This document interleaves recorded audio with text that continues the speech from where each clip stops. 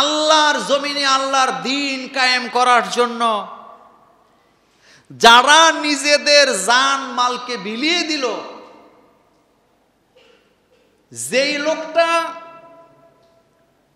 সরকারি ডাক্তার হওয়ার পরেও শুধুমাত্র ইসলামের জন্য, ইসলামী আন্দোলনের জন্য চাকরি থেকে রিজাইন দিলেন, যে আমি চাই আল্লাহর জমিনে আল্লাহর দ্বীন কায়েম হোক, সেই লোকটা হিন্দুদের পূজায় নিরাপত্তা দেওয়ার কথা বলার কারণে, তাদেরকে এই কথা বলার কারণে যে আপনারা আপনাদের পূজা করেন, হয়তো বলতে গিয়ে স্লিপ অফ টাং কথা ভুল হইতেই পারে, তিনি মুশরিক হয়ে গেছে, এটা শয়তানও বিশ্বাস করে না।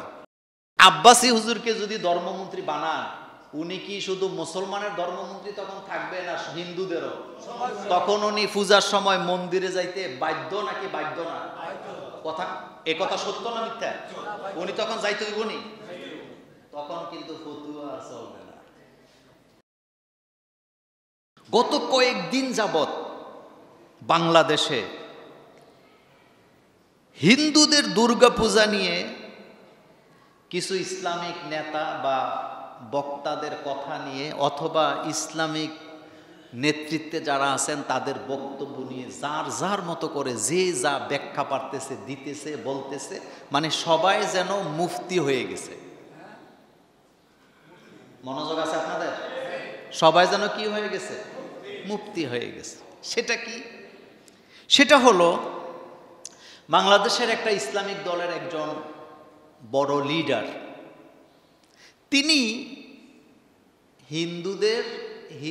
মানে দুর্গা পূজায় তিনি হিন্দুদেরকে শুভেচ্ছা জানাইছেন।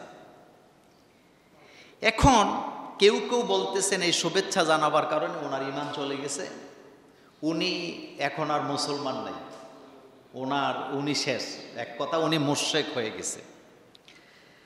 আমি ওনার শুভেচ্ছা জানানোটা, এটা কি ইসলামের দৃষ্টিতে কি পর্যায়ে আছে এটা আমি পরে বলবো, আগে আমি আপনাদেরকে একটা কথা বলি। এটা হলো, দেখেন আমাদের বাংলাদেশে হিন্দু আছে, আছে, ভারতে মুসলমান আছে, আছে।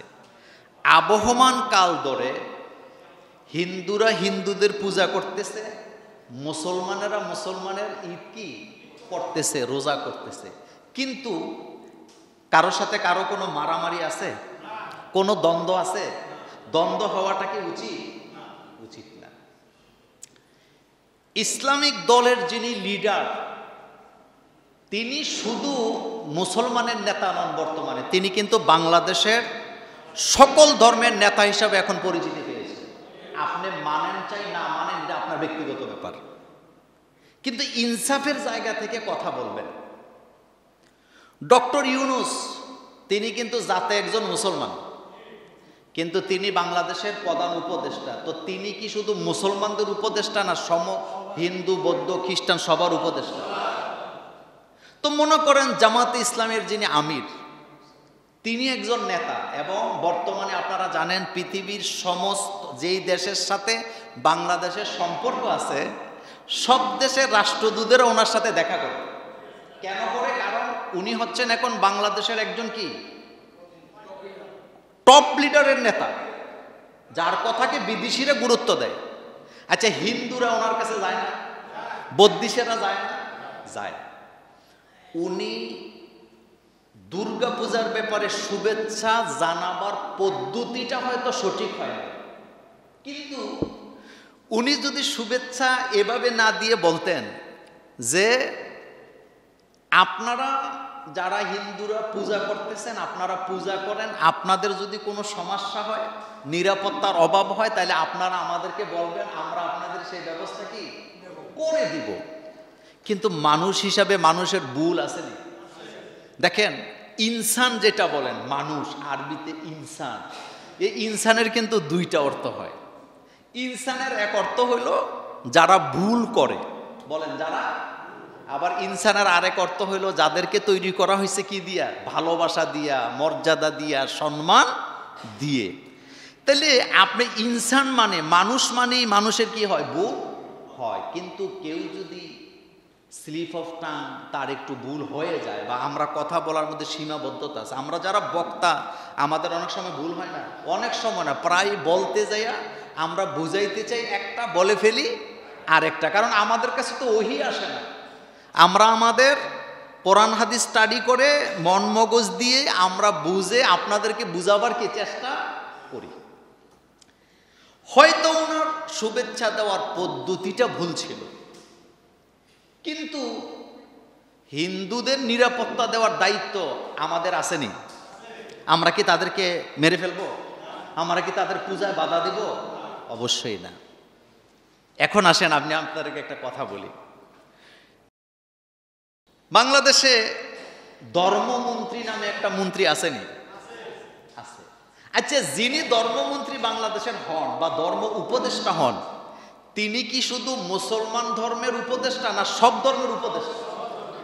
যিনি ধর্মমন্ত্রী হন তিনি কি শুধু মুসলমান ধর্মের মন্ত্রী নাকি সব ধর্মের মন্ত্রী? সব ধর্মের মন্ত্রী। ফাইন, আপনারা বুঝছেন কথা। এখন আমাদের বাংলাদেশে একজন ধর্ম উপদেষ্টা আছে না? আছে। তো ধর্ম উপদেষ্টার কাজ হলো সকল ধর্মের ব্যাপারে কি করা? কাজ করা, তাদের যাতে কোনো সমস্যা না হয়। এবং সরকারি যে বাজেট আসে, এই বাজেট মুসলমানদের জন্য আসে, মসজিদ মাদ্রাসার জন্য আসে, কবরস্থানের জন্য আসে, হিন্দুদের মন্দিরের জন্য আসে, পূজার জন্য আসে, বৌদ্ধিস্টদের জন্য কি আছে, তারপরে সকল ধর্মের জন্য আলাদা আলাদা কি আছে? বাজেট আছে। তো ধর্ম উপদেষ্টা অথবা ধর্মমন্ত্রী যখন এই বাজেটটা সই করে টাকাটা তাদের জন্য পাঠান, তখন তিনি কি মুশরিক হয়ে যান? তখন কি তিনি মুশরিক হয়ে যান? তাইলে ধর্ম উপদেষ্টা লাগবে 50 জন, কারণ বাংলাদেশে 50টা ধর্ম থাকলে 50 জন উপদেষ্টা লাগবে। মুসলমানদের জন্য একজন, বৌদ্ধদের জন্য একজন, খ্রিস্টানদের জন্য একটা। এটা কি পৃথিবীতে আদৌ সম্ভব? এই জন্য বলছি, মনোযোগ দিয়ে না শুনলে আপনি আমারে গালি দিবেন। হতে পারে উনি ওনার শুভেচ্ছাটা ওইভাবে বলতে গিয়ে মানুষ হিসাবে ওনার কি হয়েছে? ভুল হয়েছে। কিন্তু ওনার যে কর্ম অথবা আমরা মুসলমান হিসাবে আমাদের যে দায়িত্ব, প্রত্যেকটা ধর্মের লোককে নিরাপত্তা দেওয়া আমাদের কি দায়িত্ব। রাসূল করিম সাল্লাল্লাহু আলাইহি ওয়াসাল্লাম হাসরের মাঠে যারা বিধর্মীদের উপরে অত্যাচার করে, জুলুম করে, সম্পদ হানি করে, তাদের বিরুদ্ধে রাসূলুল্লাহ সাল্লাল্লাহু আলাইহি ওয়াসাল্লাম আল্লাহর আদালতে মামলা করবে। কার আদালতে মামলা করবেন? আল্লাহ পাকের আদালতে। সুতরাং মূল বিষয়টা হইল কি জানেন? যারে দেখতে পারে না তার চলন কি বাঁকা, অন্য জায়গায় কথা না। অমুকের ইসলামিক রাষ্ট্র কায়েমের পদ্ধতিটা সঠিক না, এরা গোমরা, এরা বলতো। ভাই তুমি সঠিকটা করো না কেন? সমাজে কিছু লোক আছে দেখবেন নিজে কাজটা করবেও না, আরেকজনে করুক এটাও। এই সংখ্যাটা সমাজে কম না বেশি? এবার আসেন মূল আলোচনায় চলে যায় আমার কলিজার ভাইয়েরা। লা ইলাহা ইল্লাল্লাহ মুহাম্মাদুর রাসূলুল্লাহ সাল্লাল্লাহু আলাইহি ওয়াসাল্লাম, এই কথা যারা স্বীকৃতি দিয়েছেন, যারা নামাজ কায়েম করছেন, তারা আমাদের ভাই, তারা আমাদের ভাই। এই কথার স্বীকৃতির কারণে কিয়ামতের ময়দানে আল্লাহ রব্বুল আলামিন জান্নাত জাহান্নামের ফয়সালা করে দিবেন। কিন্তু মজার ব্যাপার হলো আল্লাহ রাসূলের জীবনটা দুই ভাগে বিভক্ত। একটা হলো মাক্কি জীবন, আরেকটা হলো মাদানী জীবন। মাক্কি জীবনে রাসূলুল্লাহ সাল্লাল্লাহু আলাইহি ওয়াসাল্লাম যেই কাবাঘর তাওয়াফ করতেন, কাফের মুশরিকেরা সেই কাবাঘর তাওয়াফ করতেন। রাসূলুল্লাহ যেই কাবাকে সামনে নিয়ে নামাজ আদায় করতেন, আবু জাহিল, আবু লাহাবরাও সেই কাবাকে তারা তাওয়াফ করত।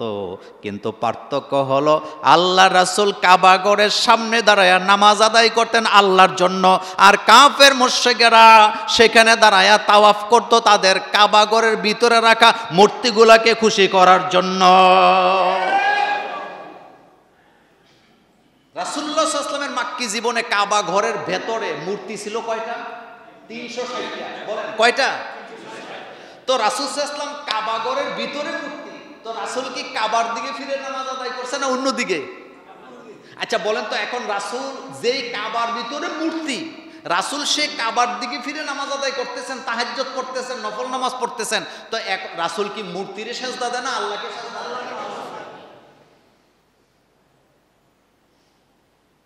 একজন মুসলিম ইন্সপেক্টর, পুলিশ অফিসারকে যদি দায়িত্ব দেওয়া হয় এই এলাকার সমস্ত মন্দিরগুলা নিরাপদে যেন তারা পূজা করতে পারে, আপনি নিরাপত্তার দায়িত্ব দিবেন, তো উনি নিরাপত্তার দায়িত্ব দিলে উনি কি মুশরিক হয়ে যাবে? মাক্কি জীবনে রাসূল কাবাগরের একটা মূর্তিও ভাঙ্গেন নাই, সব কাবাগরেই ছিল, কিন্তু রাসূল নামাজ পড়ছে, নামাজ পড়ছে কোন দিকে ফিরে পড়ছে? তো মূর্তি অপসারণ হইল কখন? এবার মনোযোগ দেন। মাক্কি জীবনে চললো এইভাবে, তিনি মক্কা থেকে মদিনায় গেলেন, যাওয়ার পরে ইসলামী রাষ্ট্র কায়েম করলেন। বলেন কি করলেন? ইসলামী রাষ্ট্র যখন কায়েম করলেন, করার পরে রাসূল যখন মদিনা থেকে আবার মক্কায় আসলেন, এখন কাবাগরে মূর্তি আছে না গেছে? কথা কন না কেন? আছে না গেছে? ইসলামিক দলের নেতাদের সব কথা ভুল, সব কথা সঠিক কোনোটাই আমি বলবো না, সব কথা ভুল হবে কেন? কিন্তু আপনি অবস্থানটা বুঝে কথা বলেন, আপনারে ওনার জায়গা, আপনি নিজেরে ওনার জায়গায় রাখেন, তখন আপনি বুঝবেন কি জিনিস। আমাদের যিনি ধর্ম উপদেষ্টা, তিনি বাংলাদেশের একজন বিজ্ঞ আলেম শিক্ষাবিদ, ওনার মতো ব্রেনি লোক কম আছে সমাজে, যিনি ধর্ম উপদেষ্টা। নাম কি আপনি জানেন? তিনি কতটা জ্ঞানী মানুষ। তিনি এখন ধর্ম উপদেষ্টা, কিন্তু ওনার দায়িত্বের কারণে উনি মন্দিরে যাওয়া লাগেনি, তো উনি মুশরিক হয়ে গেছে। আজীব কারবার। আমি মাহফিলের মঞ্চে গরম গরম কথা বলা এটা হলো এক জিনিস, আর দায়িত্ব পালন করা দুইটার মধ্যে অনেক পার্থক্য আছে। আমরা যখন মাহফিলের মঞ্চে বক্তৃতা দেই, মাঠ গরম করার জন্য কত কথাই বলি, এটা সহজ, কারণ সব লোক মাহফিল কমিটি গোলায় গালায় দিছে, আমার সামনে একটা মাইক দিছে, এখন আমি একটা মিছিল দেওয়াইলাম। তো আমরা স্বভাবগতভাবে আমাদের রক্তের মধ্যে একটা স্পিরিট আছে, আমরা যখন ভালো করে খোঁচা মারতে পারি তখন মানুষের মিছিল দেয়, দেয় না? যেমন আপনারাই মসজিদে জীবনে অনেকবার আমার বক্তৃতা শুনে মিছিল দিয়ে ফেলছেন না? এটা সহজ, কিন্তু সমাজে রাষ্ট্র সবাইরে নিয়ে কাজ করা এটা কি কঠিন। বাঁকা চোখে দেখেন না। আমার কলেজার ভাইয়ারাম, আল্লাহ রাব্বুল আলামিন বলছেন, কুল আউযু বিরাব্বিন নাস। পড়েন সবাই, কুল আউযু বিরাব্বিন নাস, মালিকিন নাস, ইলাহিন নাস। এখানে আল্লাহ পাক বলতেছেন, নবী আপনি বলেন আমি আশ্রয় চাই মানুষের রবের কাছে। মানুষ বললে তো হিন্দু বৌদ্ধ খ্রিস্টানদেরকেও রাখতে হবে সাথে, কারণ এখানে তো মুসলমানের কথা আল্লাহ বলেন নাই। বলছে নাকি? নবী আপনি বলেন আমি আশ্রয় চাই মানুষের রবের কাছে। কুল আউযু বিরাব্বিন নাস, মানুষের রবের কাছে, মালিকিন নাস, মানুষের মালিকের কাছে, ইলাহিন নাস, মানুষের ইলার কাছে। তার মানে বোঝা গেল হিন্দু বৌদ্ধ খ্রিস্টান ইহুদি নাসারা পৃথিবীতে যত ধর্ম আছে সমস্ত ধর্মের মানুষের রব একজন, মালিক একজন, সমস্ত মানুষের ইলা একজন, তিনি হলেন আল্লাহ। ঈমান আনে নাই, শাস্তি দিবেন, যিনি মালিক তিনি, যিনি মালিক তিনি। কিন্তু আপনি কি সমাজ থেকে তাদেরকে বিতাড়িত করতে পারবেন? এমন সিস্টেম আছে। এই জন্য আল্লাহ পাক বলছেন লাকুম দীনুকুম ওলিয়া। বলেন লাকুম দীনুকুম ওলিয়া দিন। নবী আপনি বলেন তোমাদের দিন তোমাদের জন্য, আমার দিন আমার জন্য। তোমাদের দিনের সাথে আমার দিনের কোনো সম্পর্ক নাই, আমার দিনের সাথেও তোমাদের কোনো সম্পর্ক নাই, কারণ আমি গোলামি করি আল্লাহর, তোমরা গোলামি করো মুশরিক, এমন জিনিসের, গায়রুল্লাহর, যেই জিনিসের গোলামি মানুষ হিসাবে করা যায় না। রানী বিলকিস সূর্যের পূজা করতেন, তার রাষ্ট্রের লোকেরাও সূর্য পূজা করত। এই ব্যাপারে বিস্তারিত আরেকদিন করবো আলোচনা, শুধু এতটুকু বলি। হযরত সুলাইমান আলাইহিস সালাম প্রথম চিঠিতে বললেন আমরা আল্লাহ ছাড়া কারো গোলামি করতে পারি না। আমরা তো রবের গোলামি করি। তুমি আমি যেই রবের গোলামি করি, তুমিও সেই রবের কি করো? গোলামি করো। রানী বিলকিস প্রথমে খেপছে, প্রথমে কি খেপছেন, কিন্তু যখন সুলাইমান ইসলামের কাছে আসছেন, আসার পরে সুলাইমান আলাইহিস সালামের নমনীয়তা, ভদ্রতা, মেহমানদারিতা, শিষ্টাচারিতা, ক্ষমতা, কৌশল, প্রজ্ঞা দেখে বিলকিস এবার বলতেছে আসলামতু মা সুলাইমান। সুলাইমান যেই রবের গোলামি করে আমিও সেই রবের গোলামি করি। সুলাইমান যে আল্লাহর প্রতি বিশ্বাস রাখে আমিও সে আল্লাহর প্রতি বিশ্বাস রাখি।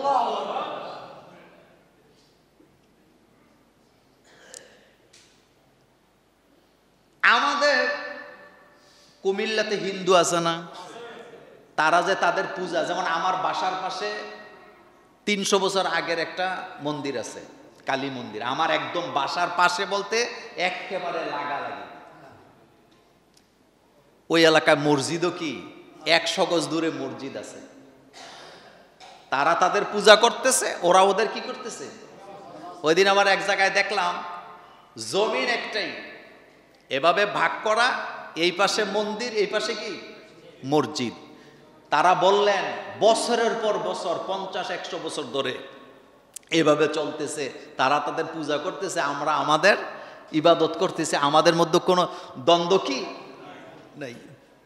ইসলাম কখনো কঠোরতাকে পছন্দ করে না। এই জন্য বলি ভাইরে, না বুঝে আন্দাজি লাফায়ও না। আমাদের অনেক মিডিয়ার ভাইয়েরাও দেখলাম না বুঝে পোস্ট দেওয়া শুরু করছে। আর আমাদের দেশে মন্ত্রী আর মুফতির কোনো কি নাই, অভাব নেই। আপনি একজন দায়িত্বশীল জায়গা থেকে নিজেকে চিন্তা করবেন। দেখেন তো, একই চাঁদ, একই চাঁদে যদি রোজা আর পূজা পড়ে, তারা তাদের পূজা করবে, আমরা আমাদের রোজা রাখবো, কোনো দ্বন্দ্ব আছে? তা আমরা মুসলমানেরা কি তাদের পূজার মধ্যে যাইয়া কি পূজা করি নাকি? অথবা তারা কি আমাদের সাথে রোজা রাখে না? রাখে না। ইসলাম হচ্ছে উদার। বলেন ইসলাম কি? পৃথিবীতে ইসলাম ধর্মের মতো উদার ধর্ম আপনি একটাও পাবেন না।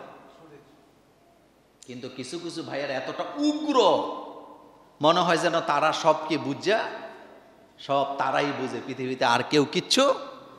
কিন্তু নিজেকে দায়িত্বশীল জায়গা থেকে চিন্তা করেন তো।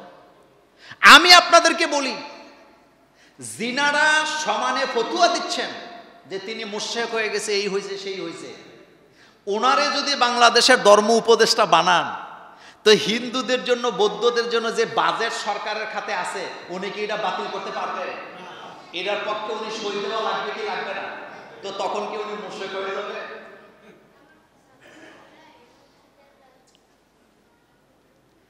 আমার কলেজের ভাইয়ারাম,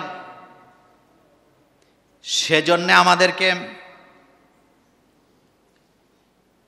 মধ্যম পন্থা অবলম্বন করতে হবে, কারো প্রতি কঠোর হওয়া যাবে না। রাসূলকে আল্লাহ পাক বলছেন, হাবিব আমি আপনাকে নরম মেজাজের বানাইছি, কোমল হৃদয়ের বানিয়েছি, যাতে করে মানুষ আপনার কাছে আসে। আপনাকে যদি আমি কর্কশ ব্যবহারের মানুষ বানাইতাম, তাহলে আপনার কাছ থেকে লোকেরা দূরে সরে যেত। আপনার ব্যবহারে তারা আপনার কাছে দলে দলে আসে। রাসূলকে কোমল হৃদয়ের বানাইছে কে? আল্লাহ ইচ্ছা করলে রাসূলকে কর্কশ মেজাজেরও বানাইতে পারতেন, কিন্তু আল্লাহ বলতেছে রাসূল আমি আপনাকে কোমল হৃদয়ের বানাইছি যাতে লোকেরা দলে দলে আপনার কাছে আসে।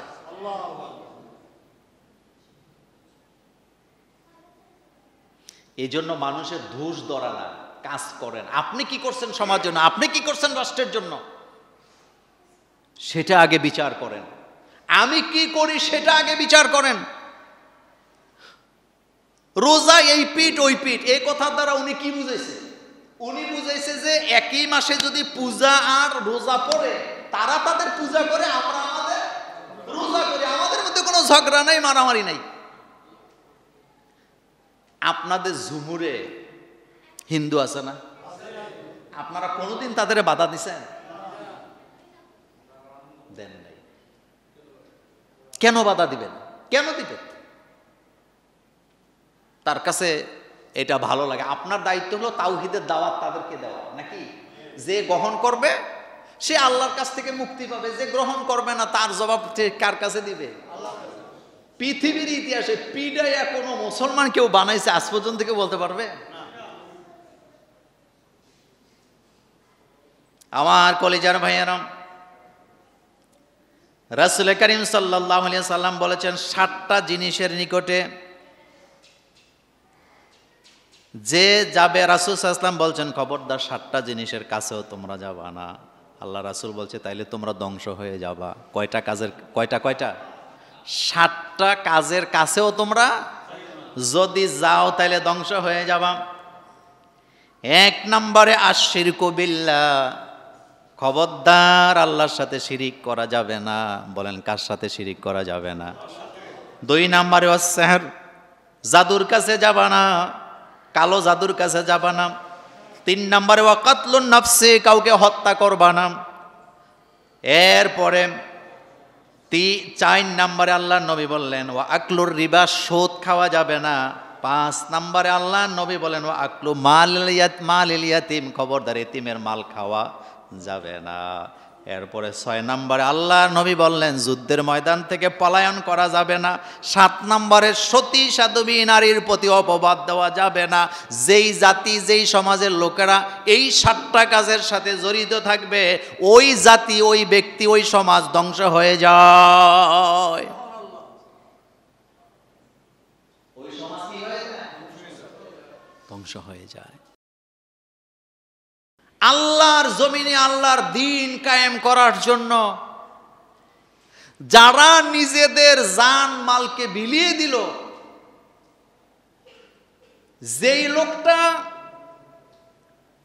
সরকারি ডাক্তার হওয়ার পরেও শুধুমাত্র ইসলামের জন্য, ইসলামী আন্দোলনের জন্য চাকরি থেকে রিজাইন দিলেন যে আমি চাই আল্লাহর জমিনে আল্লাহর দ্বীন কায়েম হোক, সেই লোকটা হিন্দুদের পূজায় নিরাপত্তা দেওয়ার কথা বলার কারণে, তাদেরকে এই কথা বলার কারণে যে আপনারা আপনাদের পূজা করেন, হয়তো বলতে গিয়ে স্লিপ অফ টাং কথা ভুল হইতেই পারে, তিনি মুশরিক হয়ে গেছে, এটা শয়তানও বিশ্বাস করে না।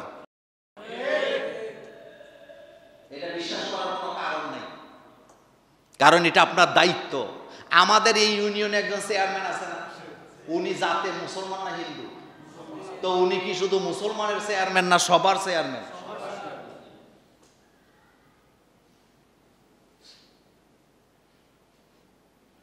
রাসূল করিম সাল্লাল্লাহু আলাইহি ওয়াসাল্লাম ইহুদির লাশ দেখে দাঁড়ায় গেছে।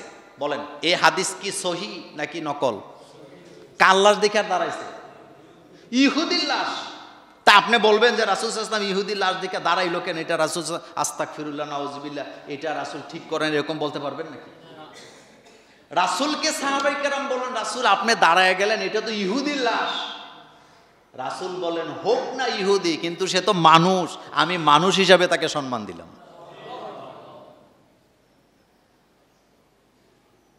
এক কথা বলে দেই, আরেকদিন ইসলাম কতটা কঠোর কতটা নরম এ ব্যাপারে আরেকদিন একটা জুমাতে আলোচনা করব, কিন্তু আজকে একটা কথা বলি, ইসলামের ভিতরে বাড়াবাড়ি নাই, কঠোরতা নাই, করতেই হবে, গলা চিপে দর হত্যা করে দেয় এরকমের সিস্টেম ইসলামে নাই। ফামাইয়া আমাল মিসকালা যাররাতিন খায়রান ইয়ারা ওয়া মাইয়া আমাল মিসকালা যাররাতিন শাররান ইয়ারা। ভালো করলে ভালো পাবেন, খারাপ করলে খারাপ পাবেন। কিন্তু আমার আপনাকে ভালো লাগে না বলে সারাদিন খালি আপনার দোষ, তবে আমার দোষ খুঁজবো কখন? আমরা মানুষ হিসাবে সবচেয়ে বড় সমস্যা হলো নিজের দোষ কি দেখি না। আমার কলেজার ভাইয়ারা, সমাজ নিয়ে চলতে হবে। সমাজে যত ধর্মের লোকজন আছে সবার সাথে চলতে হবে, কাউকে বাদ দেওয়ার কোনো সুযোগ নেই। ক্যান্টনমেন্ট মার্কেটে হিন্দুদের দোকানও আছে, মুসলমানের দোকানও আছে, কিন্তু আমাদের মধ্যে এতটা সম্প্রীতি আমরা বজায় রাখি, কোনো দিন কোনো হিন্দু দোকানদারকে জিজ্ঞেস করে না ভাই তুমি কি মুসলমান নাকি, যদি মুসলমান হও তোমার কাছ থেকে খরচ করবা না, অথবা কোনো মুসলমানও জিগায় না দোকানদার ভাই তুমি কি হিন্দু না মুসলমান, বরং হিন্দুরা মুসলমানের দোকানে যাচ্ছে, মুসলমানেরা হিন্দুদের দোকানে যাচ্ছে। এটাই হলো বাংলাদেশের সৌন্দর্য, এটাই হলো ইসলামের সৌন্দর্য, আর ইসলাম এটাই চায়। ইসলাম এটাই চায়।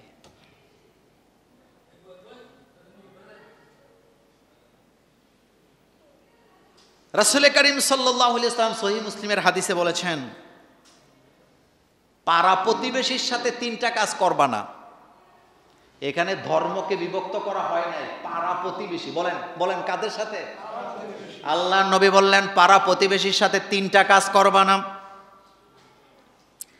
1 নম্বরে লা হাসাদা, 2 নম্বরে ওয়ালা তাবাগাদু, লা হাসাদু। 1 নম্বরে লা তাহাসাদু, 2 নম্বরে ওয়ালা তাবাগাদু, 3 নম্বরে ওয়ালা তাকাতাউ। আল্লাহ নবী বলেন খবরদার 3টা কাজ প্রতিবেশীর সাথে করবা না। 1 নম্বরে হিংসা করবা না, ফাসাদ সৃষ্টি করবা না, চগলখড়ি করবা না, তাদের কোনো মালের ক্ষতি করবা না, তাদের নিরাপত্তার ব্যাঘাত ঘটাবা না। ওয়াকুনু ইবাদাল্লাহি ইখওয়ানা, কিন্তু যখন তোমরা আল্লাহর ইবাদত করতে যাবা একজন আরেকজনের ভাই হয়ে যাও। লা তাহাসাদু, হাসাদ সৃষ্টি করো না। ওয়ালা তাবাগাদু, হিংসা বিদ্বেষ আমাদের মধ্যে আসেনি? হিংসা আমাদের শেষ করে দিছে। হিংসা আমাদেরকে কি করছে? শেষ করে ধ্বংস করে দিছে। এই জন্য রাসূল বলছেন লা তাহাসাদু, হাসাদ করো না।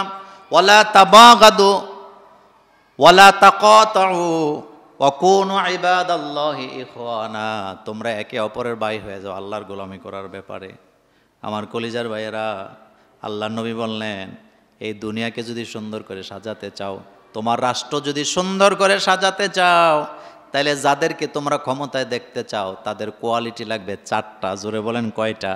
আল্লাযীনা ইম্মাক্কান্নাহুম ফিল আরদি আকামুস সালাতা ওয়া আতাউজ যাকাতা ওয়া আমারু বিল মা'রুফ ওয়া নাহাউ আনিল মুনকার। 1 নম্বরে যারা ক্ষমতায় বসবে তাদের দায়িত্বই হবে রাষ্ট্রের ভিতরে নামাজকে বাধ্যতামূলক করবে। 2 নম্বর যাকাত ভিত্তিক অর্থনীতি চালু করবে। 3 নম্বর ওয়া আমারু বিল মা'রুফ, ভালো কাজের আদেশ দিবে। আফগানিস্তান সরকার সিদ্ধান্ত নিয়েছেন ভালো কাজের আদেশ তারা কায়েম করবে, মন্দ কাজ থেকে মানুষকে ফিরাবে। সরকার গবেষণা করে দেখছে বিভিন্ন দেশের ওয়েবসাইটকে যদি নিজের দেশে আসতে দেওয়া হয় যুবক যুবতীরা নষ্ট হয়ে যায়, তো তার কারণে তারা বাহিরের দেশের সকল ওয়েবসাইট ক্লোজ করে দিছে। Sunday Monday close.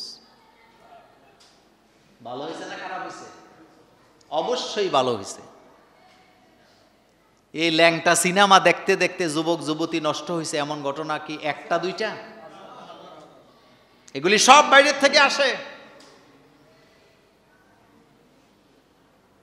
হাজার হাজার ওয়েবসাইট যারা পৃথিবীর মানুষকে বস্ত্রহীন করার জন্য, জিনাকে প্রমোট করার জন্য কাজ করতেছে। জিনিসগুলো কখনো মানুষের অধিকার হতে পারে না। এই জিনিসগুলো সমাজকে ধ্বংস করে দেয়। সেজন্যে আমারু বিল মারুফ মানে আমরু বিল মারুফ নাহিয়ানিল মুনকারের মানে হলো খারাপ কাজ করতে দেওয়া যাবে না, আর ভালো কাজের জন্য সবসময় কি করতে হবে? আদেশ করা লাগবে। আমি যদি সিগারেট খাইতাম, আপনাদেরকে সিগারেটের বিরুদ্ধে ওয়াজ করতে পারতাম? আপনারা বলতেন হুজুর আপনি নিজেই তো এটা করেন। আমার স্ত্রীকে যদি আমি পর্দায় না রাখতাম, আপনাদেরকে আমি পর্দার ওয়াজ করাইতে পারতাম? অবশ্যই না, কারণ আমি নিজেই তো এটা মানি না।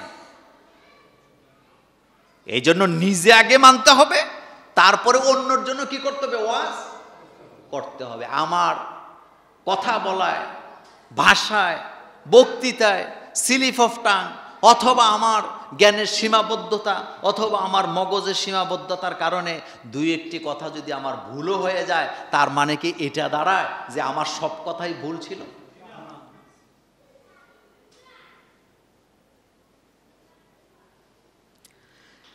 কাউকে অপবাদ দেওয়া জঘন্য অপরাধ।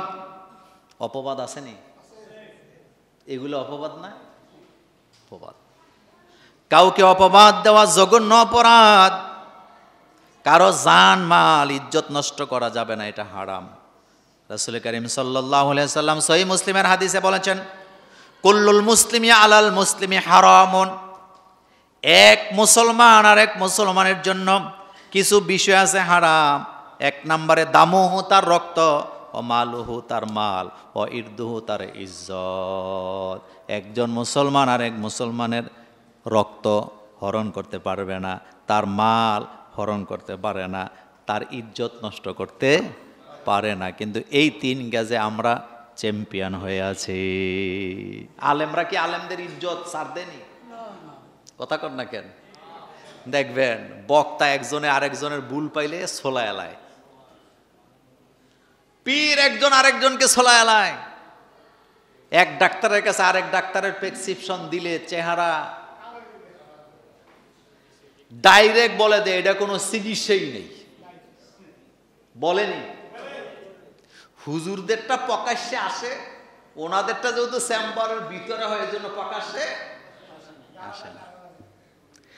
আপনি যদি একজন ডাক্তারের প্রেসক্রিপশন নিয়ে আরেকজন ডাক্তারের কাছে বলেন যে ডাক্তার সাহেব, আগে অমুকের কাছে চিকিৎসা করাইছিলাম, উনি ডাক্তার হিসাবে খুব ভালো, কিন্তু এরপরও আপনার কাছে আসছি, চিকিৎসা পাইবেননি, যান ট্রাই করেন, কব ওনার কাছে চলে যাও, আমার দরকার নেই। এগুলি হলো আমাদের স্বভাব। বলেন এগুলো আমাদের কি স্বভাব? আমার কলিজার ভাইয়েরা, সেজন্য আমরা যেন কেউ কারো সম্মান হানি না করি, আমরা যেন কারো ইজ্জত নিয়ে টানাটানি না করি, আমরা যেন কারো রক্ত নিয়ে হোলি না খেলি। আমরা সমাজে থাকবো এমন ভাবে যে আমাদের রব একজন, তিনি কে? আল্লাহ। কদ কাররামনা বানি আদম, আদম সন্তানদেরকে আল্লাহ মর্যাদা দিছে আদম সন্তান হিসাবে। কদ কাররামনা বানি আদম। এখন আপনাদেরকে একটা ভুল ধারণা আমি ভাঙ্গায় দিই। তসলিমা নাসরিন একজন লেখিকা, বিতর্কিত লেখিকা। তার সে কি করে না করে তার কথা নিয়ে আমার কোনো বক্তব্য নেই। আমার যেই বক্তব্য যেই জায়গায়, সেটা হলো তার কিছু ভুল প্রচারণা, যেটার দ্বারা আমাদের মুসলমানের সন্তানেরাও কি প্রভাবিত হতে পারে, ঈমান হারাতে পারে। সেই ব্যাপারে আমার একটা সতর্ক করার বিষয় আছে। সেটা হলো তসলিমা নাসরিন গত কয়েকদিন আগে তার ভেরিফাইড করা ফেসবুকে একটা পোস্ট করেছেন যে জাতিগতভাবে নাকি আমরা সবাই নাকি হিন্দু ছিলাম, মুশরিক ছিলাম,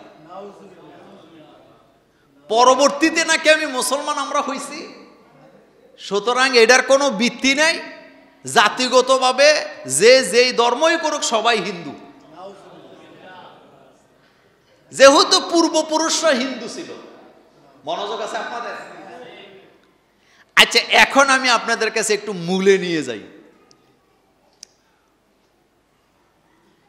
পৃথিবীতে আগমনকারী প্রথম মানুষটাকে, এত আসতে বললে হবে না, জোরে বলেন, মুখ খুলে বলেন। তিনি আমাদের কি হয়? আব্বা। কথা কোন কি হয়? আব্বা। পৃথিবীতে আগমনকারী প্রথম মহিলাটার নাম কি? হাওয়া আলাইহিস সালাম। তিনি আমাদের কি হয়? মা হয়। আচ্ছা, এখন আপনারা বলেন তো, আদম আলাইহিস সালাম একজন ব্রাহ্মণ ছিল না নবী ছিল? এত আসতে বলেন কেন? কোনো সন্দেহ আছে? আদম আলাইহিস সালাম সৃষ্টির পরেই রব মানছে কাকে? হুকুম মানছে কার? দুনিয়াতে আসছে কার হুকুমে? তিনি সেজদা দিছে কাকে? মুনাজাত করছে কার কাছে? তাইলে তিনি কি একজন মুশরিক ছিলেন নাকি মুসলমান ছিলেন? কোন সন্দেহ আছে? তাইলে আদম আলাইহিস সালাম প্রথম পুরুষ, হাওয়া আলাইহিস সালাম প্রথম নারী, তারা একজন আর মুসলিম ছিলেন, তারা দুইজনই মুসলিম ছিলেন। আদম আলাইহিস সালাম নবী ছিলেন, তিনি আমাদের আব্বা। হাওয়া আলাইহিস সালাম নবীর স্ত্রী, তিনি একজন মুমিনা। তারা দোয়া করছে, রব্বানা যালামনা আনফুসানা ওয়া ইল্লাম তাগফির লানা ওয়া তারহামনা লানাকুনান্না মিনাল খাসিরিন। তারা আল্লাহকে মানছে, আল্লাহকে সেজদা দিছে, তারা মূর্তি পূজা করে নাই, তারা শিরিক করে নাই, সূর্য পূজা পূজা করে নাই, অগ্নি পূজা করে নাই, লিঙ্গ পূজা করে নাই, তারা আল্লাহর পূজা করছে। এরপরে তাদের সন্তানদের মধ্যে যারা এদিক সেদিক চলে গেছে তারা গোমরা, তারা জাতিগতভাবে গোমরা। অরিজিনালি আমরা যারা আদমের সন্তান, আদমের লাইনে আসি, আমরাই সঠিক পথে আসছি 100-এ 100। কথা কি বুঝতে পারছি? তাহলে মূল হইল মুসলমান। বলেন মূল কে? হযরত ইব্রাহিম আলাইহিস সালাম তিনি কি মুশরিক ছিলেন না মুমিন ছিলেন? হযরত নূহ আলাইহিস সালাম তিনি কি মুশরিক ছিলেন না মুমিন ছিলেন? তো তার সন্তান হিসাবে আমরাও কি হওয়ার কথা? মুমিন হওয়ার কথা। উল্টো পথে যারা তারা গেছে, আমরা উল্টো পথে যাই নাই। কারণ আদম আলাইহিস সালামের কালিমা ছিল যেটা, আমাদের কালিমাও লা ইলাহা, পড়েন লা ইলাহা ইল্লাল্লাহ, লা ইলাহা ইল্লাল্লাহ, লা ইলাহা ইল্লাল্লাহ। আদম আলাইহিস সালামের কালিমা ছিল লা ইলাহা ইল্লাল্লাহ, নূহ আলাইহিস সালামের কালিমা ছিল লা ইলাহা ইল্লাল্লাহ, ইব্রাহিম আলাইহিস সালামের কালিমা ছিল লা ইলাহা ইল্লাল্লাহ, ইয়াকুব আলাইহিস সালামের কালিমা ছিল লা ইলাহা ইল্লাল্লাহ, সুলাইমান আলাইহিস সালামের কালিমা ছিল লা ইলাহা ইল্লাল্লাহ, ঈসা আলাইহিস সালামের কালিমা ছিল লা ইলাহা ইল্লাল্লাহ, আপনার আমার নবীর কালিমা ছিল লা ইলাহা ইল্লাল্লাহ। সুতরাং প্রথম মানুষের কালিমা ছিল লা ইলাহা ইল্লাল্লাহ। আমরা এখনো বলি লা ইলাহা ইল্লাল্লাহ। কিয়ামত পর্যন্ত যারা বলবে লা ইলাহা ইল্লাল্লাহ তারাই সঠিক পথে আছে। আর এখান থেকে যারা বিচলিত হবে তারা গোমরা, তারা হলো আদম আলাইহিস সালামের সন্তান, তবে তারা হলো কুসন্তান, আমরা হইলাম সুসন্তান। বাপের লাইনে যে চলে না হেতে কুসন্তান, বলেন হেতে কি? কিন্তু বাপের লাইনে যে আছে হেতে, বাপ যদি বুয়া হয় ছেলে কি হয়? বাপ যদি চৌধুরী হয় ছেলে কি হয়? চৌধুরী হয়। বাপ যদি মোল্লা হয় ছেলে কি হয়? আমার দাদাও মোল্লা ছিল, নামের সাথে মোল্লা আছে, দলিলপত্র ঘাটলে দেখি আমার পরদাদাও মোল্লা ছিল, আমার আব্বার নামেও মোল্লা আছে, আমার নামেও মোল্লা আছে। তার মানে বোঝা গেল মোল্লায় মোল্লা মোল্লা মোল্লা আসছে। আদম আলাইহিস সালাম থেকে কালিমা নিয়ে যারা আসছে এ পর্যন্ত কিয়ামত পর্যন্ত যারা থাকবে তারা হলো আদমের সন্তান, সুসন্তান। কিন্তু যারা বিচলিত হয়েছে তারা হলো কুসন্তান। বুঝতে হলে একটু চিন্তা করা লাগবে। এ পাগলে একবার বলছে কি জানেন, কয় জান্নাত জাহান্নাম বলতে কিছু নাই, এটা মোল্লারা কয়। তবে যদি জান্নাত জাহান্নাম থাকে, আমি চাই আমার মা বাপরেও যেন আল্লাহ জান্নাত দিয়ে দেয়। মানে জাতে মাতা, মানে থাকলে যেন জান্নাত দিয়ে দেয়। পাগল কোথাকার। পৃথিবীতে সূর্য পূজা, মূর্তি পূজা আগে আসে না। পৃথিবীতে আল্লাহর গোলামি প্রথম আসছে। আল্লাহ কোরআনে বলছে, আমি আদমকে পৃথিবীতে নামাই দিয়ে বললাম ওখানে যাও, গোলামি করবা কার? আল্লাহ পাকের। ওমা খলাকতুল জিন্না ওয়াল ইনসা ইল্লা লিয়াবুদুন, ইল্লা লিয়াবুদুন। যাও, আমি তো সৃষ্টি করছি তোমাকে আমার গোলামি করার জন্য। আদমকে যে আল্লাহ সৃষ্টি করলেন, জান্নাতে রাখলেন, এ ব্যাপারে আলাদা একদিন একটা জুমাতে দেব ইনশাল্লাহ, এটা নোট করা আছে। বিশাল স্টেপ বাই স্টেপ আল্লাহ করলেন। প্রথমে বানাইলেন, রু দিলেন, এরপরে স্ত্রী দিলেন, খাবার দাবার দিলেন, এরপরে শয়তানের ব্যাপারে সতর্ক করলেন। কিন্তু তারা শয়তানের কথার মধ্যে কি পড়লেন, তারপরে তাদের কাপড় চোপড় খুলে গেছে, তাদেরকে দুনিয়াতে নামায় দিছে, শয়তানরে শুদ্ধা নামায় দিছে। এ বলছে চলে যাও, কিছুদিন থেকে আসো। আল্লাহ কি এই কথা বলছে তখন যে এই যে নামাইলাম আর পৃথিবী থেকে আনবো না, এরকম বলছে নি?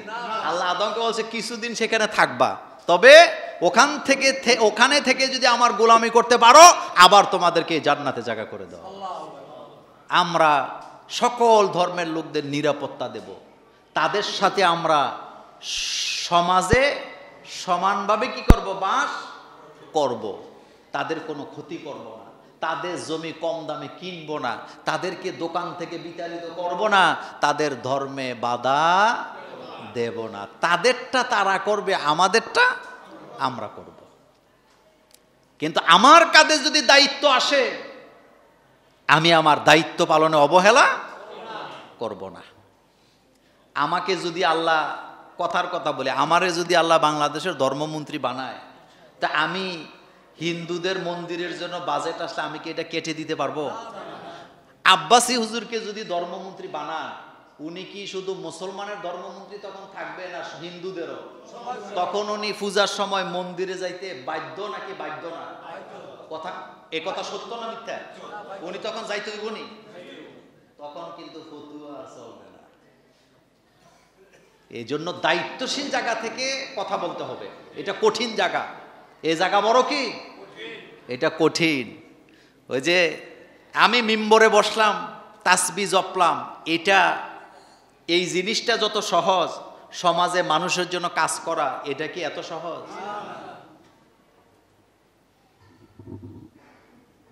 একটা ফতুয়া আপনাদের কাছ থেকে নেই। আমি মসজিদে বসেছি এতেকাফে, চুপচাপ আমি জিকির করতেছি, তাসবি পড়তেছি। আরেকটা লোক, দুই লোকের ঝগড়া থামাইতে গেছে। কাজ সহজ কোনটা? কথা কয় না। এতেকাফে বইয়া তাসবি পড়া সহজ নাকি বিচার ফয়সালায় দুই ভাইয়ের মধ্যে ঝগড়া মিটানো এটা কঠিন? দুইজনের ঝগড়া থামানো কঠিন না? তা আমি এতেকাফে বসছি, দুনিয়া সব ছাইড়া দিয়া জিকির করতেছি আল্লাহ, আমি মসজিদে আছি, আর আপনি গেছেন বিচার করতে, মানে দুই লোকের ঝগড়া থামাই দিতে। আচ্ছা বলেন তো সওয়াব কার বেশি?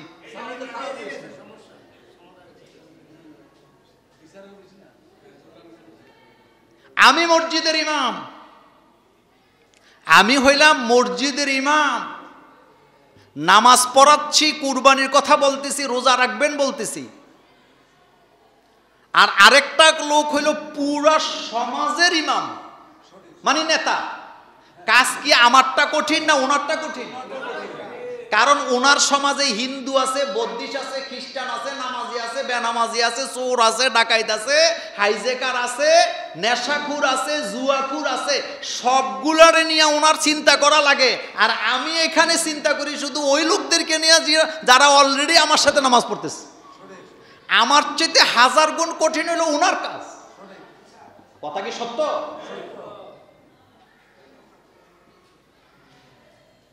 রাসূলুল্লাহ সাল্লাল্লাহু আলাইহি ওয়াসাল্লাম কি শুধু মসজিদে নববীর ইমাম ছিলেন, না সমস্ত রাষ্ট্রের ইমাম ছিলেন?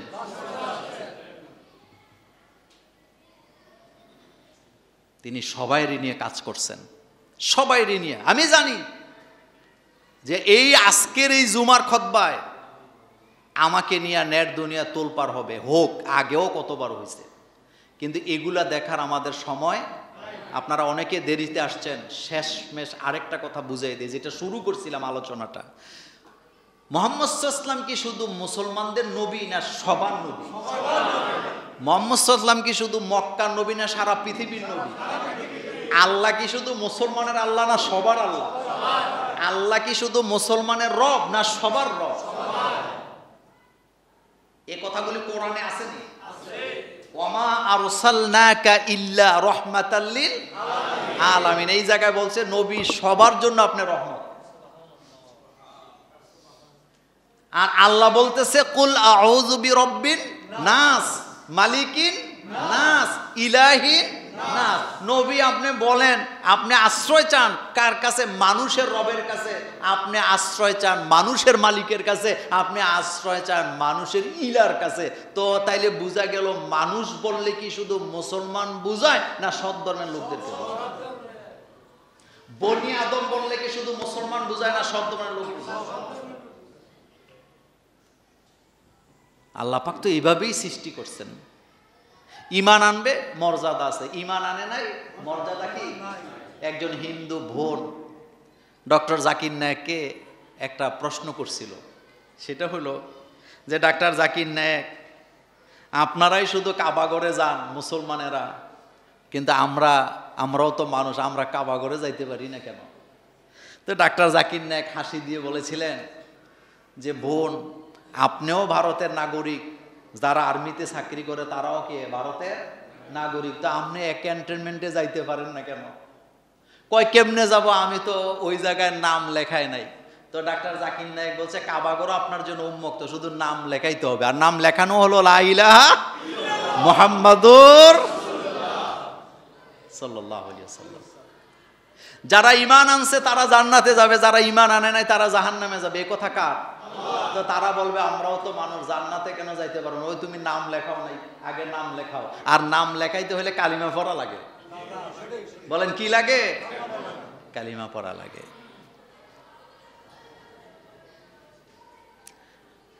আমরা আমাদের জীবনে আমরা কোন হিন্দুদেরকে একটা গালিও দেই না, বরং আরো উল্টা নিরাপত্তা দিছি। এটা আমাদের দায়িত্ব। কিন্তু রাজনীতিবিদদের মধ্যে বহু দুর্বৃত্ত আমি পাবেন, এতটাই ভয়ানক।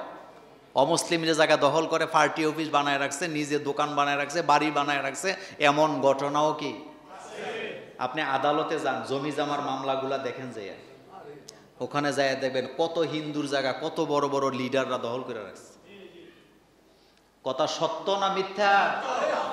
এত আসতে বলেন কেন? কথা সত্য না মিথ্যা? বাস্তব কথা।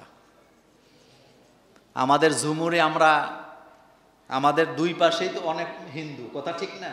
কিন্তু আমরা মিলেমিশে আছেন না আপনারা? কোন সমস্যায় আছে তারা?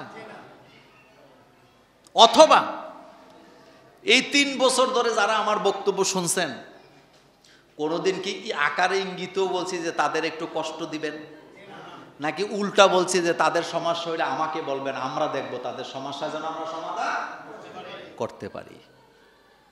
আমি আজকেও আপনাদেরকে বলি, হিন্দুদের কারো যদি ঘর না থাকে আমরা তাদেরকে ঘর করে দিতে পারবো, বাড়ি না থাকলে বাড়ি করে দিতে পারবো, মেয়ে বিয়ে দিতে পারবো, চিকিৎসা করাতে পারবো, জামা কাপড় না থাকলে কাপড় চোপড় কিনে দিতে পারবো। কিন্তু তারা যেই জিনিসের পূজা করে ওই জিনিস বানাবার জন্য টাকা দেওয়া যাবে না। কথা কি বুঝাইতে পারছেন? সহজ কথা, সহজ কথা। আল্লাহ যেন আমাদের এই রাষ্ট্রকে হেফাজত করেন, আমরা বলি আমিন। পৃথিবীর কেন্দ্র উল্টো ঘুরতে শুরু করছে, অচিরেই সূর্য পশ্চিম দিক থেকে উদিত হবে। তাহলে কিয়ামত কি নিকটবর্তী? এই সময়ে আমাদের করণীয় কি? প্রথম কথা হলো, পৃথিবীটা কেন্দ্রে উল্টা ঘুরে, এই কথাগুলা মাঝে মধ্যে আসে, আর আমাদের দেশের মিডিয়া মানে ভিউ পাওয়ার জন্য খুব ঢালাওভাবে প্রচার করে। এই কথাগুলার কোনো ভিত্তি নাই। কথাটা শোনেন, এই বিজ্ঞানীরাই বলেছেন পৃথিবীর ঘূর্ণায়ন যদি কমে যায় অথবা থেমে যায়, পৃথিবীর পৃষ্ঠে যত মানুষ, পাহাড়, বিল্ডিং যা আছে সব উড়ে চলে যাবে। এই কথা বিজ্ঞান বলছে কি না? বলছে। পৃথিবী উল্টা ঘোরার কোনো সম্ভাবনা নাই। পৃথিবীকে আল্লাহ পাক তার কক্ষপথে ঘুরাবেন ততদিন, আল্লাহ পৃথিবীকে ডিস্ট্রয় করে দিবেন না যতদিন। আর এই সিস্টেমটা দিছে কে? আল্লাহ। এগুলো হলো চমকপ্রদ কথা বলে আপনাদেরকে ভয় দেখায়, অন্য কিচ্ছু না। কারণ কিয়ামতের আগে পৃথিবীর কিছুই হওয়ার সম্ভাবনা নাই, কিছু কিছু জায়গায় ক্ষতি হবে। যেমন ইন্দোনেশিয়ায় ভূমিকম্প হয়, আমরা টের পাই না। আমাদের থেকে সবচেয়ে কাছের রাষ্ট্র হইল না নেপাল। বলেন কি? নেপাল। আমি পঞ্চগড়ের এক জায়গায় মাহফিল করতে গেছি, বিকালবেলা তারা আমাকে দেখাইছে, ওখান থেকে মানে কি বলে নেপালের পর্বত দেখা যায়। এটা আমি নিজে দেখে আসছি ওখানে। তো এখন আপনি বলেন তো, নেপালে ভূমিকম্প হয় কিন্তু আমরা কি পাই না? টের পাই না। পৃথিবীটা এক সময় ধ্বংস হবে। পৃথিবী ধ্বংসের আগে সূর্য পশ্চিম দিকে উঠবে, এটাও কি সত্য। কিন্তু তারা যেভাবে বলতেছে আবার দেখবেন রিপোর্ট পড়লে দেখবেন যে ক্ষতিগ্রস্ত হবে, তবে এত কাছে না, এটা 2.7 বিলিয়ন বছর পরে। তত 14 গোষ্ঠী 90 গোষ্ঠী থাকবো নি তখন।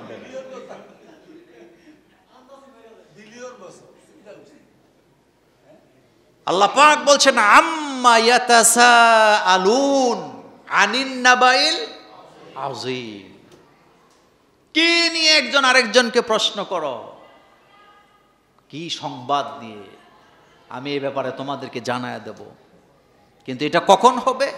ইদাস সামাউম ফাতারাত ওয়া ইদাল কাওয়াকিবুম তাসারাত ওয়া ইদাল বিহারু ফুজ্জিরাত ওয়া ইদাল কুবুরু বু'সিরাত আলিমাত নাফসুম মা কদ্দামাত ওয়া আখরাত ইদা জুলজিলাতিল আরদু জিলজালাহা ওয়া আখরাজাতিল আরদু আসকালাহা ওয়া ক্বালাল ইনসানু মা লাহা।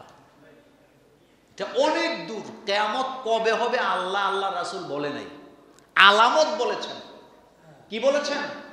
আলামত। কিন্তু কিয়ামতের নির্ধারিত সময় দেয় নাই। সুতরাং 2 দিন পরে বলে চাঁদ নাকি কাছে চলে আইতেছে, আবার আরেকটা রিপোর্ট করছে চাঁদ আস্তে আস্তে দূরে চলে যাচ্ছে। তো দূরে চলে যাচ্ছে, তাহলে কি হইব? পৃথিবীতে মানে স্থির হয়ে যাবে এক সময়, চাঁদের কারণে পৃথিবী আর চলবে না। তোমার মাথা ঠিক আছে? এরপরে রিপোর্টে কি বললো? কয় চাঁদ দূরে যাবে, তবে এটা মানুষ টের পাবে না। কতটা আস্তে আস্তে যাবে? কয় 2.5 কোটি বছর পরে 1 সেন্টিমিটার। কথা কর না কেন? 2.5 কোটি বছর। বলেন কয় কোটি? 2.5 কোটি বছরে 1 সেন্টিমিটার। 1 সেন্টিমিটার মানে কত দূর? পাগল কোথাকার। এগুলা বিশ্বাস করে ভয় পাওয়ার কোনো কারণ নেই। আমাদের এলাকায় একবার বাংলাদেশে, আপনাদের মনে আছে, সেপ্টেম্বরে বা কোন মাসের 18 বা 20 তারিখে কিয়ামত হয়ে, বা মাসটা আমার মনে নাই, বলছে কিয়ামত নাকি হয়ে যাবে। তো এক বেচারা তার আলুগুলো তুলে ফেলতেছে।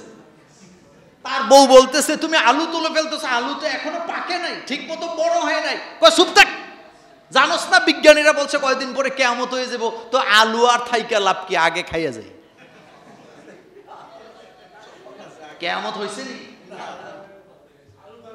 সূরা ইয়াসিন পড়বেন। বলেন কোন সূরা? অর্থ সহ পড়বেন। লাশ-শামসু ইয়ামবাগি লাহা আন তুদরিকাল কমর। আল্লাহ পাক বলছেন শুধু পৃথিবী নয়, মহাবিশ্বে যা কিছু আছে সব ঘুরতেছে। ঘুরাচ্ছেন কে? আল্লাহ। মহাবিশ্ব কত বড় এটা মানুষের মাথা দিয়ে মাপা যাবে না। আটলান্টিক মহাসাগরকে ঝিনুক দিয়ে মাপা যায় না, এটা সম্ভব না। আর মহাবিশ্বকে মানুষের ক্ষুদ্র মাথা দিয়ে কখনো মাপা যাবে না। বাইজার 1 বাইজার 2 দুইটা যন্ত্র পৃথিবী থেকে পাঠাইছে, আপনারা জানেন। রেকর্ড দিয়া মানুষের কথাবার্তা রেকর্ড করে। এ ব্যাপারে আরেকদিন বলবো, সময় নাই। এগুলি যাইতেই আছে, যাইতেই আছে, যাইতেই আছে, যাইতেই আছে। মাঝে মধ্যে উল্টা পাল্টা আওয়াজও কি এরা পাঠায়। বিজ্ঞানীরা বলেছেন এই যে যাচ্ছে যাচ্ছে যাচ্ছে, যাইতেই আছে, কিন্তু যাওয়ার কোনো কি নাই, শেষ নাই। এগুলা মাথা তুললেন না। নমরুদ্দায় বলতেছে একটা সিঁড়ি বানাও, আল্লাহরে মাইরা ফেলাম। পাগলের মাথা কি চিন্তা করছেন?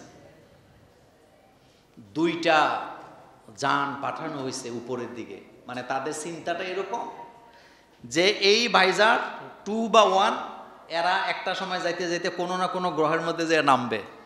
তো নামার পরে তারা আমাদের ছবি টবি দেখবে, আমাদের আওয়াজ শুনবে, আমাদের ভাষা 50টার উপরে ভাষা রেকর্ড করে দিয়ে দিছে। তাইলে তারা বুঝবো আমাদের অস্তিত্ব কি এখানে আছে। তো যাইতেছে, যাইতেই আছে।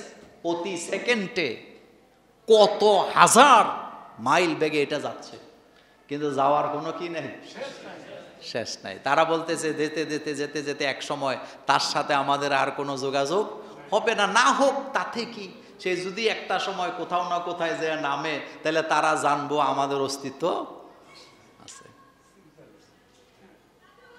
আর আল্লাহ পাক আমাদেরকে বলছে আলহামদুলিল্লাহি রাব্বিল আলামিন। সুতরাং সব কথা বিজ্ঞানীদের বিশ্বাস করার কোনো কারণ, বিজ্ঞানীর অবদান আছে। বিজ্ঞান সৃষ্টি করতে পারে না, মনে রাখবেন। বিজ্ঞান কি করতে পারে না? বিজ্ঞান শুধুমাত্র ডিজাইন করতে পারে, কিন্তু সৃষ্টি করে কে? আল্লাহ। ডিম একটাই, এক রকমে ভাজলে হয় অমলেট, আবার মামলেট। কথা কর না কেন? কিন্তু ডিম কয়টা? ডিম বানাইছে কে? আল্লাহ। চাউল একটাই, জিনিস একটাই, একটা সাদা ভাত আর একটা পোলাও ভাত। তো পোলাও ভাত আর সাদা ভাতের মধ্যে পার্থক্য করছে মানুষ। বলেন কারা? যেমন লোহা দিয়া মাইক বানাইছে, তো লোহাটা বানাইছিল কে? কথা বলেন না কেন? আল্লাহ পাক। স্বর্ণ দিয়া জিনিস বানাইছে, জিনিসটা বানাইছে কে? মানুষ শুধু ডিজাইন করে। এই যে আপনাদের মোবাইলেও কিন্তু স্বর্ণ আছে, এটা আপনারা জানেন তো? স্বর্ণ আছে। স্বর্ণটা কে বানাইছে? আল্লাহ পাক। সুতরাং সৃষ্টি আল্লাহ করে, মানুষ শুধু এটারে কি করে? ডিজাইন করে, এদিক সেদিক করে। বিদ্যুৎ কে বানাইছে? কথা কন না কেন? মানুষ কি বিদ্যুৎ বানাইছে? না, মানুষ বিদ্যুৎটা আবিষ্কার করছে, বানাইছে আল্লাহ। পৃথিবী সৃষ্টি করে আল্লাহ, সূর্য বানাইছে, আর সূর্য থেকে যেটা আসে এটা কি? বিদ্যুৎ। সোলার বিদ্যুৎ কোত্থেকে আসে? সব কিছু আল্লাহ বানায় রাখছে আগের থেকে, মানুষ শুধু এটা খুঁজে ব্যবহার করছে। এখানে একটা প্রশ্ন আসছে, সম্প্রতি দর্শনের নাটক সাজিয়ে পার্বত্য চট্টগ্রামে এটা কিতা অস্থিতিশীলতা করার চেষ্টা করছে। কারা এই ষড়যন্ত্র করছে, কারা করছে জানি না, তবে এটা আমাদের দেশ, এটা আমাদের মানচিত্র, এটা আমাদের ভূমি, এটা আমাদের জমি। শুনেন ভাইয়ে ভাইয়া, অনেক সময় ঝগড়া লাগে না? মিট হয় না ততক্ষণ, প্রতিবেশীরা মিট হইতে দেয় না যতক্ষণ। কথা বুঝেননি? কলকাঠি নাড়ে, এই ধরনের নাড়ুইনা লোক কি আছে? গত জুমায় বলছিলাম, খেলাধুলা দিয়ে বন্ধুত্ব হবে না। বন্ধুত্ব করতে হলে নিজের চরিত্র। এই যে আমি কিন্তু খেলা টেলা খুব এখন দেখি না, ছাত্র জীবনে দেখতাম খুব বেশি। এই যে কয়দিন আগে ভারত পাকিস্তানের মধ্যে কি হয়েছে? খেলা হয়েছে না? কথা কন না কেন? হাত মিলাইছে নি? কাপ নিছে নি? নরেন্দ্র মোদী পোস্ট দিছে যে আমরা যুদ্ধ, এটা হলো অপারেশন সিঁদুর, মানে খেলারে নিয়ে লাগাইছে, এটাও অপারেশনের সিঁদুর, আমরা জিতছি। আবার পাকিস্তানের প্রধানমন্ত্রী কি বলে পোস্ট দিছে নাকি কে, যে এত বাহাদুরি দেখায় লাভ নাই, আগে হারাইছি যেমনে, এখন আপনাদের চরিত্রের কারণে, ব্যবহারের কারণে আপনারাও হারে গেছেন, মানে কাপ আনে নাই। এই লইয়া দ্বন্দ্ব লেগে আছে। প্রথম কথা হলো, এই খেলাধুলা দিয়ে কোনোদিন বন্ধুত্ব হয় না। জুমুরে আর ওই যে কি বলে অলিপুরে যদি খেলা দেন, খেলা দিয়ে বন্ধুত্ব হবে না, খেলা নিয়ে আরো ঝামেলা হওয়ার, মারামারি হওয়ার সম্ভাবনা হবে। চরিত্র দিয়ে সম্পর্ক গড়তে হয়, চরিত্রে দিয়ে যে সম্পর্ক গঠন হয়, এই সম্পর্ক কখনো ছিন্ন হয় না। প্রতিবেশীর সাথে সম্পর্ক হবে শর্তবিহীন।